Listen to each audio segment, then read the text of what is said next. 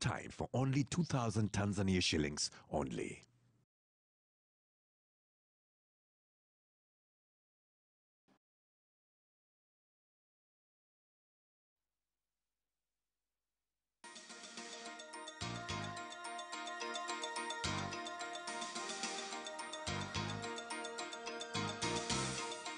In Capital News tonight, 11 people captured accused of adulterating local goods and causing government loss of revenue. Chairman of African Union and President of Rwanda launches the first session of the 5th Pan-African Parliament. TFF appoints Ami Ninje new technical director.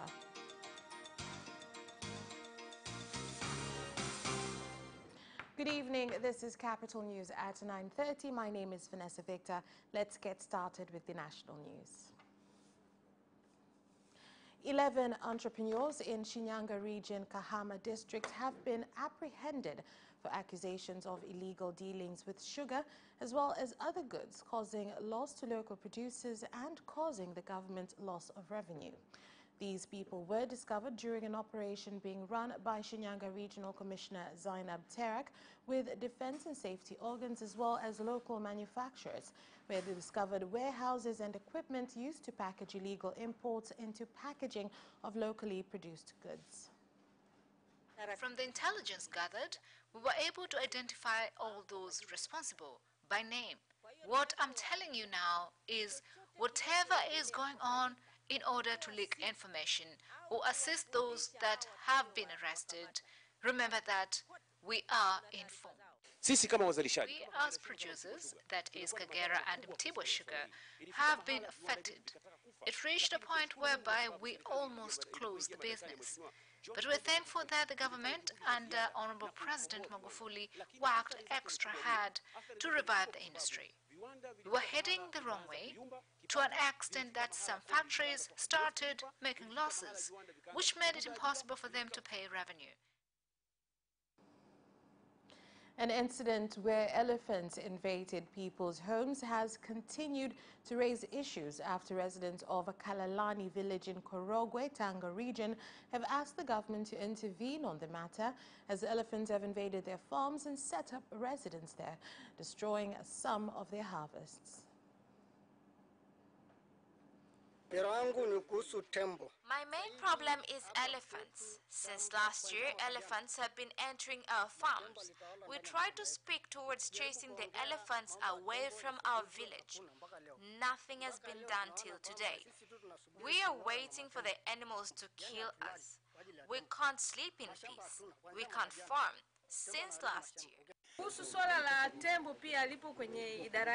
The issue of elephants is handled by my department.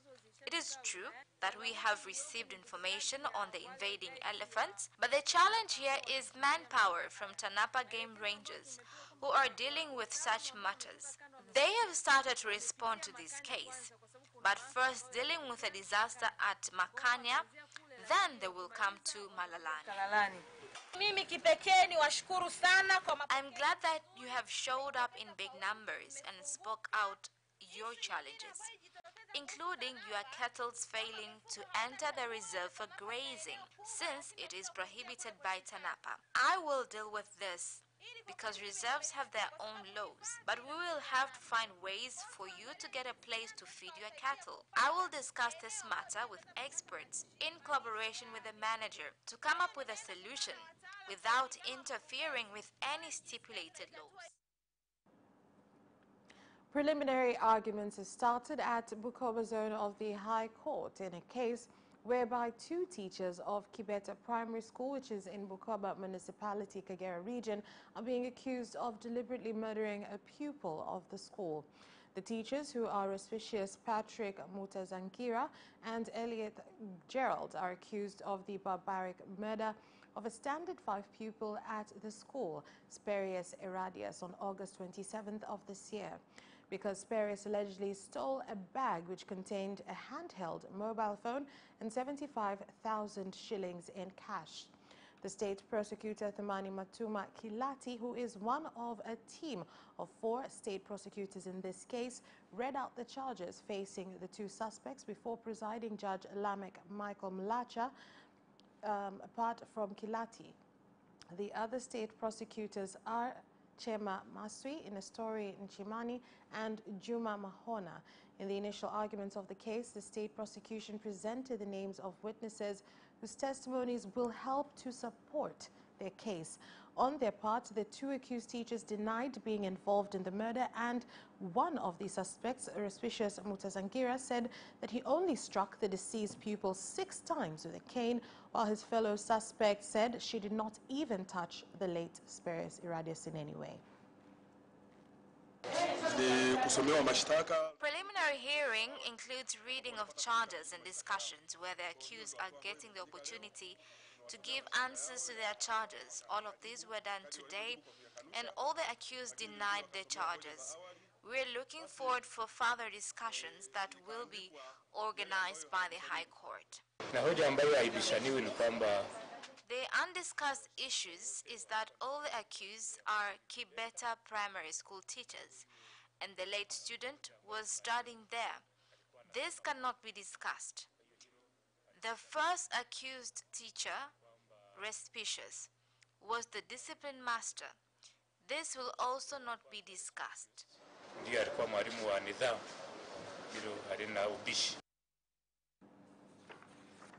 The Minister of Education, Science and Technology, Professor Joyce Ndali Chako, has directed Tanzania Commission for Universities, TCU, to stop bureaucracy when conducting registration of 600 students who have been removed from the list of students who apply to study at the University of Dar es Salaam. And it should instead work with the university's leadership to ensure the students have an opportunity to study at the university.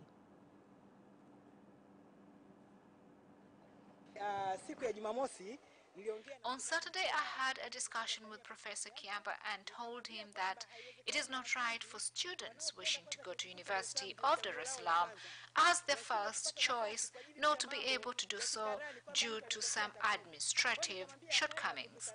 So I advised him to have a meeting with Professor Anangisye, who is the Vice Chancellor of University of Dar es Salaam, so that students who missed out are returned back to the university. Wizara ya Elimu ikitengeneza consolidation. If the Ministry of Education and other ministries consolidate their information, then the records will be used by the accountant, who will be able to prepare consolidated financial statements for Tanzania. Za Tanzania. The people of Mbeya town have complained about the habit of some nurses at Mbeya Zone Referral Hospital to steal drugs meant for patients who as a result die before they're able to complete their medical treatment. The complaints were made to the Commissioner of Mbeya Region, Albert Chalamila, during a public meeting that was held to hear various frustrations and complaints of the people. 300,000 shillings medications at 6 p.m. When it reaches 6 a.m. in the morning, my patient is dead. I ask a doctor, where is my patient? Replies to me that the patient is at the mortuary. When I ask about the medications that I bought yesterday, replies that the doctor who was in charge is not available. So where is our medications taken to? Because of the death confusion, one can't follow up anymore. When a patient dies immediately after medications were brought for a patient, what happens to the medications that have been bought with a lot of money? The ones accused here are nurses. What I would like to call upon you is to continue being diligent at work. Unidentified people have invaded a specific hunting area of Itigi municipality, which is in Rungwa ward, and caused extensive destruction. This has happened even though the hunting area had already been entrusted to an investor. And this means that the extensive damage to the area is robbing the Itigi municipality of revenue. The councillor for Rungwa ward, Mr. Edward Machapa, made these remarks during a meeting of the Council of councillors of the Itigi municipality. During the meeting, Councillor Edward Machapa told the council that if the municipality fails to address this issue, then the councillors of the two wards of Rungwa and Mwamagembe will present their complaints to the Minister of Natural Resources and Tourism. Rungwa Ward and Mwamagembe and Itigi District Council, they need their hunting area. That was invaded. It is wise for the invaders to vacate soon because it has got an investor. What is the obstacle in vacating the invaders? If there is a reason, then we as councillors of Rungwe and Mwamagembe, we are requesting in front of you to go to the minister responsible with natural resources and tourism. It is true that there are invaders in North Rungwe open area, which belongs to Itigi Council, where the invaders have occupied the area for a long time now. They are cutting down trees and rare animals illegally. This land is a very essential because it is neighboring Rungwe Kizigo Muhesi Reserve. The governments of Tanzania and Kenya have together signed an agreement to implement a major project to improve water sources, to build toilets, and also for environment conservation for primary and secondary schools surrounding the Mara River Basin in Serengeti districts, as well as in Masai Mara. The Secretariat of the Lake Victoria Basin Commission, of course, in collaboration with the representatives from the Republic of Kenya and also from the United Republic of Tanzania, Burundi also and Rwanda did identify schools around the Mara, Serengeti for Kenya and the Tanzania. Yes. And therefore, this memorandum of understanding is a very special instrument, and you can use it to resource mobilize anywhere. Because, like for example, these WASH activities, head teachers and principals that you are going to implement is going to unlock a lot of opportunities. Because a lot of WASH initiatives that are done are actually country-based. And concerning the project, we have already done the important preparations such that the moment we get the money, the project will start immediately. So far, after signing the day we met here. And that is all for national news. International news is up next. The relaunched Financial Times is the premier business newspaper in Tanzania. The Financial Times is a weekly source of information and business insight for the most successful leaders, executives, investors, and entrepreneurs in Tanzania and throughout the East Africa region.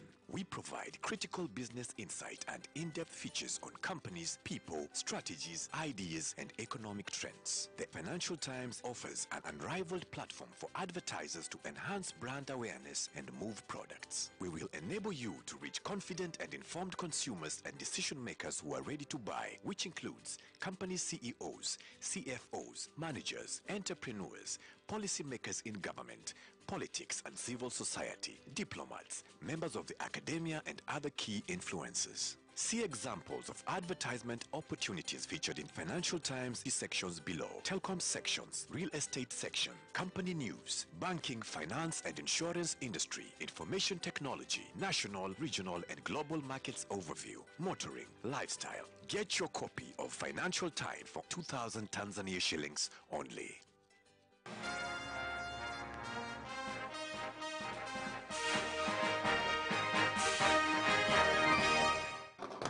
And in international news,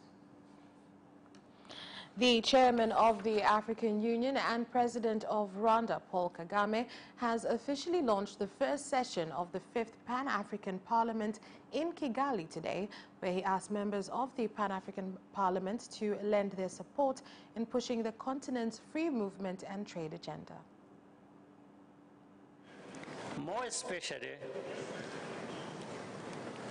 I would like to ask for your support of persons and other key pillars of Agenda 2063. rais wetu wa Jamhuri ya Muungano. Our President for the United Republic, Honorable Magufuli, has been very angry on corruption issues, and he really has been fighting against it. You can even see our anti-corruption tool has been well established. Even here in Rwanda, you can see how President Kagame has been fighting against corruption. And Rwanda is among the countries which is well known for not accepting corruption. So it's my hope that other countries will copy that spirit so that we get to have a continent which its people don't need to give corruption to get services. Kupata huduma bila kutumia rushwa. Kwanza tuwe na lugha moja. First, we need to have one language, which will remove classes in the society of having different languages. Angry citizens have protested in Goma and blocked the road with rocks after the court asked that they be kicked out of the land as it is privately owned, leaving more than 500 families with nowhere to sleep. We're not going to go. We already have struggled for Goma. Every day they want to break down our houses, and they've already started breaking down houses for people. No, this is not right. We don't have anywhere to go or what to do. We're just looking on the leaders for what they will do. Burundi has today commemorated 25 years since the death of iconic hero Melchior Ndadaye, and his party has asked that the case on the murder of the late president, who was democratically elected, be opened and those involved in his murder be identified. What we want is for those who did this to be found and taken to legal entities. Because they are known, we can even mention some. So they need to be found, so as Burundi can move on from this and stop taking revenge on each other. Because within us, we are all looking at each other with an evil eye. The law must show why that evil was done, so as the people can have peace and unity.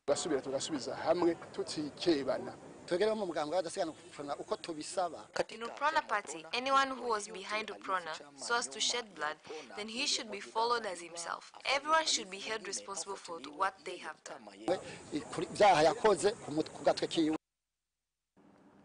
Islamic religious leaders in Uganda have asked President Yoweri Museveni to investigate intelligence reports he receives from his intelligence officers.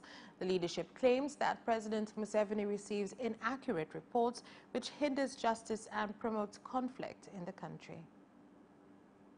There are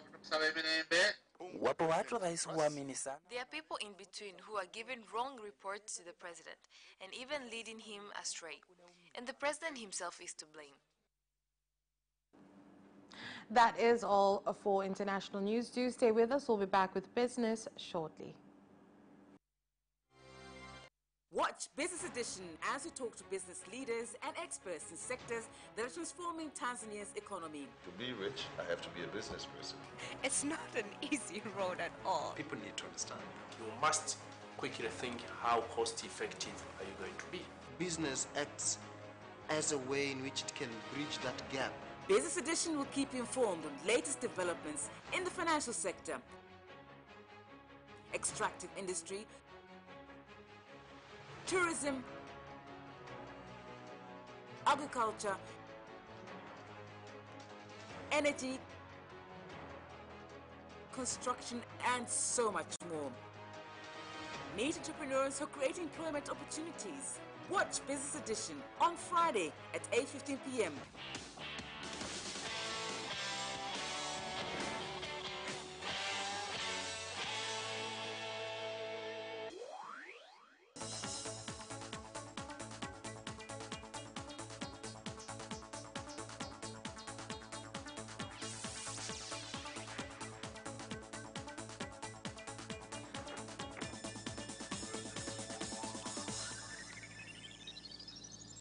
Welcome back and on to business news. In recognizing the efforts of the fifth phase government to move towards an industrialized country, Tanzania Private Sector Foundation TPSF, working with Tanzania Chamber of Commerce, Industry and Agriculture TCCIA, and heading towards celebrating 30 years since it began, have prepared a national debate that will focus on determining what is to be done to strengthen the local market, as well as how to do well in the international market. We could have got a lot of money if there were a lot of these companies. In every company, you take 30%. We will discuss that day what should be done. So as the government gets a big private sector with great competition with neighboring countries, but also international. We will discuss on the 4th of December. Tutazungumza tarehe 4 Disemba. Kama alivyoelezea ni kwamba uchumi wowote mkubwa unajengwa na export. As he has explained, all big economy is built by export market. In order to get balance of trade or balance of payment, it is a must you sell more than you buy. If you have favorable balance of payment, it leads to having strong economy for the country. Dodoma Regional Commissioner Dr. Bilnith Mahenge has asked investors in the mineral sector to use some of the profit they make to contribute to development activities, especially in areas where they are engaged in mining. According to the Mineral Law of 2017, Dr. Mahenge said this during a meeting with investors of the mining sector in Chamwino district to remind miners to do their legal responsibility. There are some leaders who are asking for bribes from companies, which makes it difficult for such companies to contribute towards community initiatives. We want this to stop immediately. Any contribution made must be for the benefit of the entire community. If an investor has not fulfilled corporate social responsibility, it could lead to his license being revoked.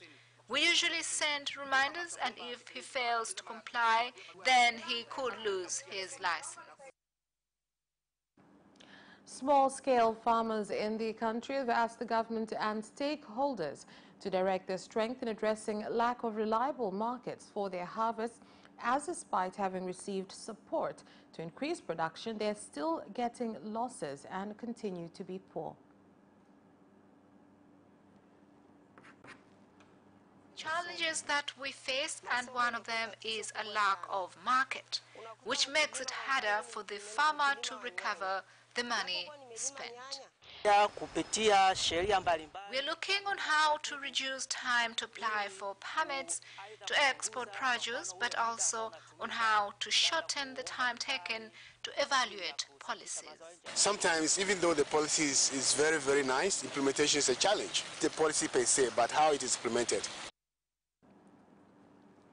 Cashew nut farmers in Newala district and Mtwara region have refused to sell their cashew nuts for 2,717 shillings per kilo as the highest amount given by purchasing companies at the first auction of the 2018-2019 season conducted in Makukwe village, Makukwe ward, and attended by the Deputy Minister of Agriculture, Omari Mgumba.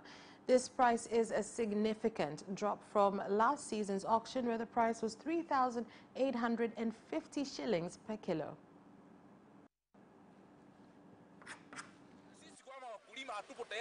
As farmers, we are not ready. Production costs are high. Selling below 2,717 shillings, that is impossible. Let us continue suffering just as how we do, until they agree with a fair price. This is not right. This year, after harvest, Honorable President is not expecting to hear a farmer is owing Agricultural Marketing Cooperative Society, AMCOS, any money, because a farmer has brought cashew nut to AMCOS and was sold to a buyer, and a buyer has paid for the crop. Then, where is the credit part coming from? That is all for business news. We'll be back in just a bit with sports.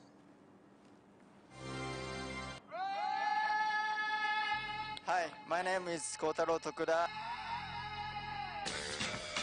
What's up? My name is Sean Garnier. I'm John Barnes from Liverpool Football Club. The hip, hop, a hip, the hip, hip, hop. You don't stop the rockin' to the bang, bang. Boogie, say up, jump the boogie to the rhythm of the boogie to beat. Now what you hear? I'm watching Sports Gazette. I'm watching Sport Gazette. And you're watching Sports Gazette. With Sebastian. With Sebastian. Peace out. Yes! And you can also watch Sports Gazette for highlights, and interviews regarding sports. Do not miss Sports Gazette every Wednesday at 7 p.m. only on Capital Television.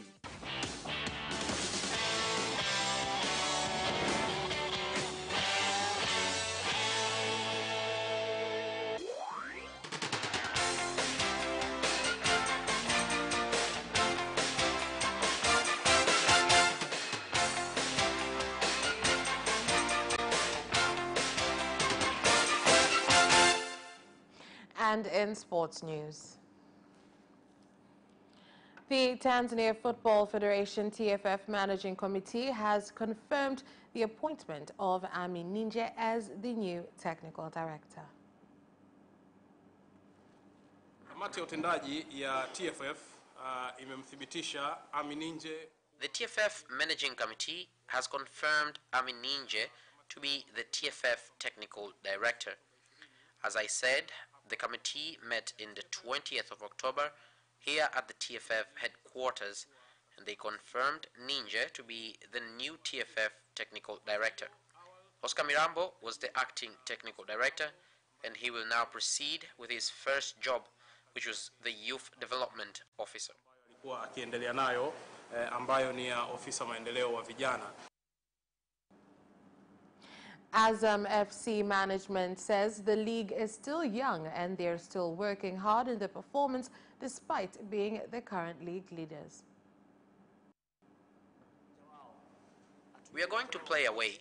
We don't know how their pitch is, but the way football is, a player should be prepared for anything, wherever he goes, to perform well. I would like to say we are top of the league, but the league is tough, as everyone sees in the pitch. We, as Azam Football Club, have planned to go to JKT Tanzania's ground and get 3 points. Lewis Hamilton just failed to clinch a 5th world title when he finished 3rd in a thrilling US Grand Prix. Here is more on this story. He slipped through their fingers by delaying a second pit stop, and Ferrari's Kimi Räikkönen took his first victory for more than 5 years. Hamilton's title rival and Räikkönen's teammate Sebastian Vettel looked to have handled Hamilton the title early on when he spun battling with Red Bull's Daniel Ricciardo. Red Bull's Max Verstappen also beat Hamilton, who will have to wait until the race in next weekend to have another chance of clinching the title.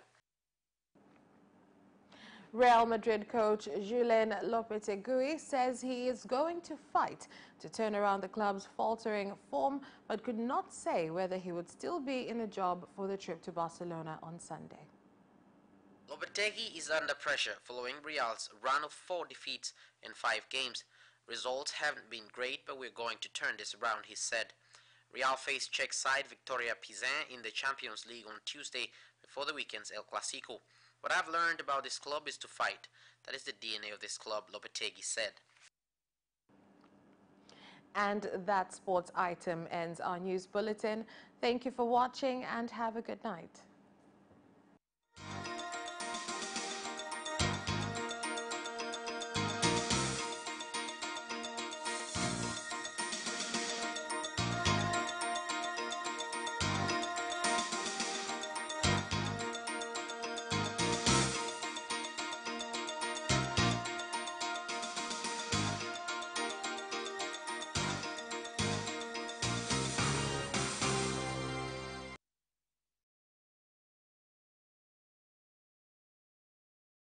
Kitabu cha Dr. Reginald Abraham Mengi kitwacho I Can, I Must, I Will sasa kinapatikana kwenye maduka ya kuuza vitabu yafuatayo: Dar es Salaam, A Novel Idea, Slipway Msasani, Yacht Club Road, Msasani Peninsula, The Book Cave, Mbezi Rainbow, Social Club, Ara Museum Offices, Ikunda Bookshop, Kariakoo mtaa wa Mhonda, House of Wisdom, Mezzanine nambari 22, NHC House, Samora Avenue, Dar es Salaam, MacBooks and Brains, Mlimani City Mall, duka nambari 44, Dar es Salaam, TPH Books, barabara ya Samora, Elite Bookstore, Mbezi njia panda Goba, Mlimani Bookshop, Kariakoo mtaa wa Sikukuu na Lindi, Timiza Malengo, Ubungo Kona, Chuo Kikuu, Bookmart Online Shop, Instagram, Bookmart TZ, Twitter, Bookmart 1, Jamani Investment Limited, Nyerere Road, Airport Terminal 2, Shinyanga, Kahama Bookshop Center, mtaa wa Lumerezi. Arusha, Kase Bookstore, mtaa wa Sekei. A Novel Idea, TFA Center, Arusha, Tanzania. Dodoma,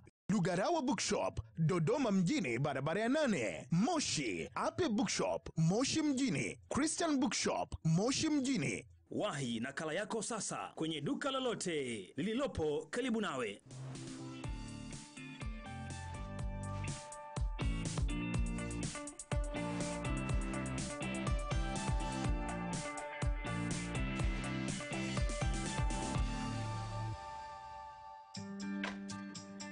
Welcome to a special